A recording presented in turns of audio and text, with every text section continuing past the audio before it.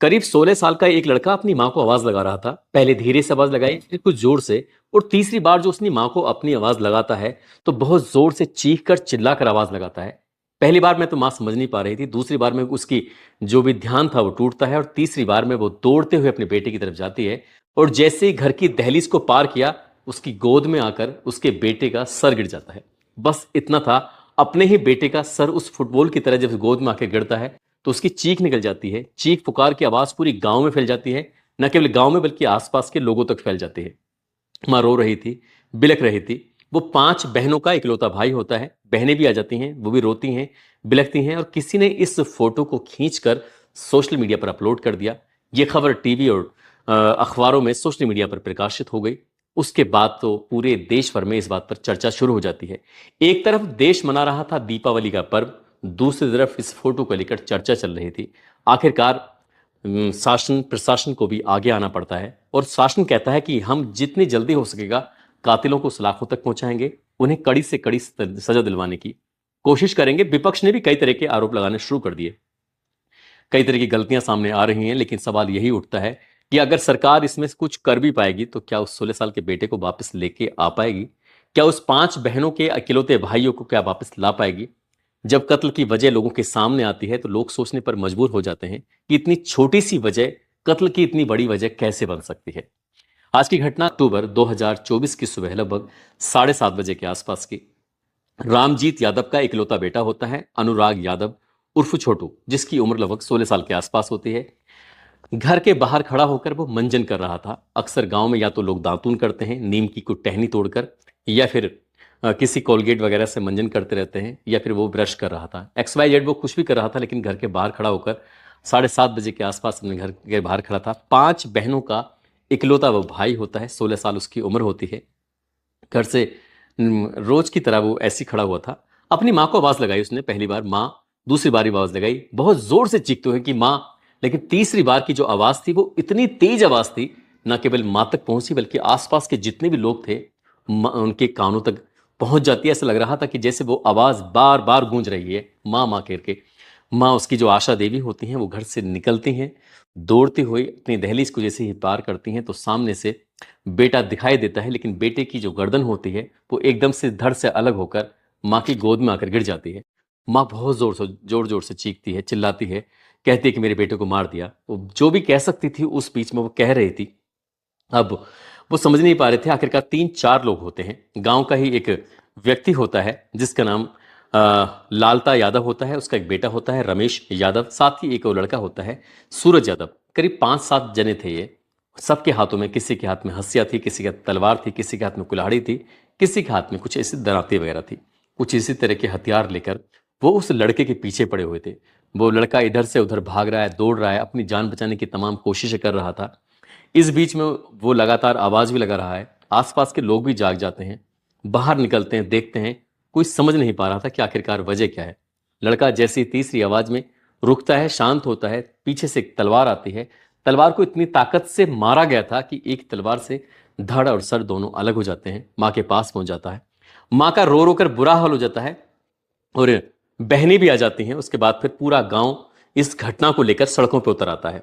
न केवल पूरा गांव उतरता है, सोशल मीडिया पर ही कुछ देर में खबर वायरल होने लगती है। दरअसल डीएम डॉक्टर दिनेश चंद और साथ ही SP doctor Ajay Pal Sharma, CO गोरा बादशाहपुर के तमाम ये आला अधिकारी मौके पर आ जाते हैं, और उसके बाद फिर सैकड़ों पुलिस वाले आ जाते हैं।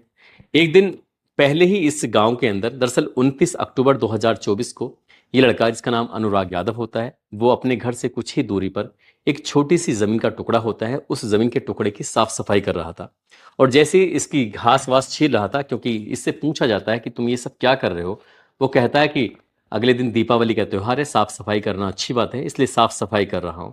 इसी बीच में पड़ोसी ही हैं, थोड़े से फासले से रहते हैं, लालता, उसके परिवार के कई लोग मौके पर आ जाते हैं और उस लड़के को बहुत बुरी तरह से डराने लगते हैं, धमकाने लगते हैं।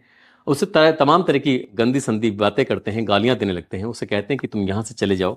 जब लगातार उस लड़के को, 16 साल के उस बालक को लगातार धमकाया जा रहा था, टॉर्चर किया जा रहा था, तब गांव के आसपास के लोग आते हैं, समझाते हैं कि इस तरह की बातें मत करो। अगले दिन वैसे भी त्योहार है और त्योहार पे सिर से लड़ाई झगड़े नहीं करते हैं। अनुराग को समझाया जाता है, अनुराग जाकर अपने घर जाता है, लेकिन वो इतना नहीं बताता कि इस तरह से झगड़ा फसाद भी हुआ है। वो नहीं जान रहा था कि आखिरकार आगे कुछ हो भी सकता है। उस रात तो कट जाती है, लेकिन लालता यादव को कुछ ऐसा लग रहा था जैसे क्या उसके साथ बहुत बड़ी कोई वारदात हो गई है। उन्होंने एक प्लानिंग करते हैं। प्लानिंग करने के बाद लालता, उसके परिवार के जो भी कुछ लोग थे, हाथों में हंसिया दराती और तुम्हारी तलवार लेकर सीधे मौके पर पहुंच जाते हैं और उस बालक की गर्दन काटकर उसकी हत्या कर देते हैं। जब हत्या करते हैं तो मामला सोशल मीडिया पर वायरल हो जाता है। हर कोई इस घटना के बारे में जानने की कोशिश कर रहा था। दरअसल ये कहानी शुरू होती है साल 1995 से। रामजीत यादव और उसके 20 मीटर दूर एक लालता यादव के नाम का व्यक्ति हुआ है। लालता यादव एक दबंग प्रवृत्ति का व्यक्ति है। रामजीत यादव की 5 बेटियां हैं, एक बेटा है। और 1995 में ग्राम समाज की भूमि को लेकर अक्सर इनमें विवाद चला आ रहा था। विवाद कुछ इस तरह सा था, लगभग 1 से 1.5 विस्वा या 2 विस्वा जमीन रही होगी, इतना जितना कि एक दुकान होती है, या दुकान से थोड़ी बहुत ज्यादा की संख्या रही होगी, लेकिन इससे ज्यादा नहीं थी। इस छोटे से जमीन के टुकड़े को लेकर दोनों पक्षों में कई सालों से लगातार विवाद चल रहा था। बातचीत बन नहीं पा रही थी। आखिरकार ग्राम पंचायत के कुछ सदस्य बैठते हैं। सदस्य बैठने के बाद ये तय कर लेते हैं कि तुम्हारे हिस्से में इतनी जमीन आ रही है, तुम इस जमीन पर आराम से अपनी दीवार वगैरह बना लो, और ताकि झगड़ा बिल्कुल हमेशा के लिए खत्म हो जाए। लेकिन गांव वालों ने इस झगड़े को खत्म कराने की तमाम कोशिशें की। उसके बावजूद भी दबंग प्रवृत्ति का व्यक्ति होता है लालता यादव, वो अपनी हरकतों से बाज नहीं आ रहा था। उसने हद तो तब कर दी। उसने कहा कि मैं इस जमीन पर अपना घर बनाऊंगा, चाहे भले ही मामला कुछ भी हो जाए। और हद तो तब हो जाती है जब एक ही साल के अंदर लगभग 16 मुकदमे रामजीत यादव के परिवार पर लगा दिए जाते हैं। और इस घटना होने से लगभग 10 दिन पहले भी 18वां मुकदमा लिखा गया था। मामला कोर्ट में विचाराधीन चल रहा था। अब चाहे कोई कुछ भी कहे, लेकिन रामजीत के परिवार को लगातार किसी न किसी मुकदमे में उलझाया जा रहा था। एक परिवार गरीब होता है, एक परिवार दबंग होता है। एक दबंग परिवार में एक दरोगा भी बताया जाता है, और दरोगा जैसा कह रहा था पुलिस को अपने इशारे पे कुछ ऐसे ही नचा रहा था। अब ये परिवार जो रामजीत का होता है, अनुराग यादव का परिवार होता है, वो सोचने समझने की शक्ति तो इस वक्त छीन हो जाती है। करे तो क्या करे, क्योंकि लगातार उन पर मुकदमे लिखे जा रहे हैं, उनकी कुछ सुनवाई नहीं हो रही है।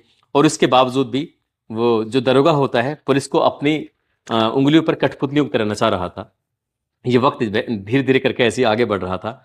और वक्त आगे बढ़ते बढ़ते 30 तारीख को जिस तरह से अनुराग यादव की गर्दन काटकर हत्या कर दी जाती है, पूरे प्रदेश भर में इस बात को लेकर बवाल मच जाता है। उसके बाद फिर मुकदमा भी दर्ज कर लिया जाता है। पुलिस भी आती है, और पुलिस आती है उन आरोपियों को गिरफ्तार करने के लिए तमाम दबिशें भी दे रही थी। इधर जो पूर्व मुख्यमंत्री अखिलेश यादव होते हैं, एक तरफ तो कहते हैं कि जंगल राज है, दूसरी तरफ वो सरकार पर भी उंगली उठाना शुरू कर देते हैं। सरकार कहती है कि हम अपना काम कर रहे हैं, जितनी जल्दी हो सकेगा आरोपियों को गिरफ्तार करेंगे, और गिरफ्तार करने के बाद उनको जेल भेज देंगे। दरअसल अनुराग यादव की एक बहन का सोशल मीडिया पर एक इंटरव्यू बहुत तेजी के साथ वायरल होने लगता है। वो बार बार कह रही थी कि कितनी बार थाने चौकी के चक्कर लगाते हैं, कितनी बार एप्लीकेशन दी जाती है, कितनी बार कानून को, कितनी बार लेखपाल को पत्र लिखा जाता है, कहा जाता है कि आप हमारे घर आइए। एक बार आने के बाद इस छोटी सी जमीन के टुकड़े, चाहे वो 1.5 विस्वा हो या 2 विस्वा हो, इस विवाद को हमेशा के लिए खत्म कर दीजिए। क्योंकि दूसरी जो पार्टी थी वो दबंग प्रवृत्ति के थे। साथ ही उनके परिवार में एक दरोगा था जो पुलिस को अपनी इशारों पर, उंगलियों पर नचा रहा था। वो बार बार परिवार रिक्वेस्ट कर रहा था, लेकिन किसी ने भी उधर उस परिवार की तरफ मुड़कर नहीं देखा, इस गांव में आकर नहीं देखा।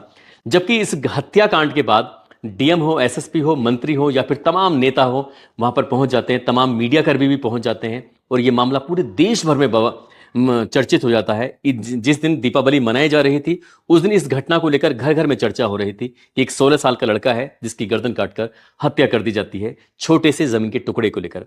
बहन साफ साफ कहती है मीडिया में आकर, या तो सरकार इस मामले में बदला ले, इन आरोपियों को कम से कम समय में इनका एनकाउंटर करे, इन्हें सजा दिलाए, खून का बदला खून से ले, नहीं तो फिर बहन अपने भाई की हत्याकांड का बदला लेंगी। कहीं ऐसा ना हो कि एक और बहन या फिर 5 बहनों में से कोई भी बहन फूलन देवी की तरह मैदान में उतरे और अपने भाई की हत्याकांड का बदला ले। इसलिए सरकार की अपनी जिम्मेदारी बनती है, और प्रशासन की अपनी जिम्मेदारी बनती है। ये कोई पहला मैटर नहीं है, भविष्य में न जाने कितने ऐसे मैटर होंगे, और पुलिस वाले देखते भी होंगे, जानते भी होंगे, न जाने कितने ऐसे मामलों को देखकर पुलिस वाले अनदेखा कर देते हैं। इसमें यह भी बताया जाता है, जो बहन थी वो कह रही थी कि जब तक ये जमीन किसी का खून नहीं लेगी, खून नहीं मांगेगी, तब तक हम यहां पर आएंगे नहीं। वो पुलिस वाले कौन हैं उनके बारे में पता किया जाए। हालांकि डीएम कहते हैं कि इस मामले की उचित स्तरीय जांच की जा रही है। क्या जांच में उन दरोगाओं का, उन सिपाहियों का, उन लोगों का भी नाम, उन अधिकारियों का नाम सामने आ पाएगा, उन लेखपाल का नाम सामने आ पाएगा जिन्होंने ये कहा कि ये जमीन खून मांग रही है? क्या वाकई वो चाहते थे कि हत्याकांड को अंजाम दिया जाए? क्या इस मामले में उतना ही दोषी ये लालता यादव का परिवार है या उससे कहीं ज्यादा दोषी वो प्रशासनिक अधिकारी, पुलिस वाले, दरोगा, इंस्पेक्टर वो भी लोग हैं जिन्होंने इस मामले को आगे बढ़ने में मदद की है? क्या इस मामले में जो लालता प्रसाद का जो परिवार का दरोगा है जिसने पुलिस की वर्दी पहनकर और इस कानून का दुरुपयोग किया है, क्या वो भी इतने, क्या उसका भी एनकाउंटर होगा? ये बहुत सारे सवाल हैं। इन सवालों के जवाब ना केवल जनता मांग रही है, बल्कि जनता से कहीं ज्यादा वो 5 बहनें हैं, माता पिता हैं जिनका वो इकलौता भाई था जो ताई कमांडो का गेम खेलता था। बताया जाता है कि वो नेशनल प्लेयर था, लेकिन इन दबंग परिवार की वजह से वो सामने आने से भी कतराने लगता है, और वो उस परिवार में इतना डर चुका था कि वो प्रैक्टिस करने भी नहीं जा पा रहा था जब उसकी कोच का इंटरव्यू लिया जाता है।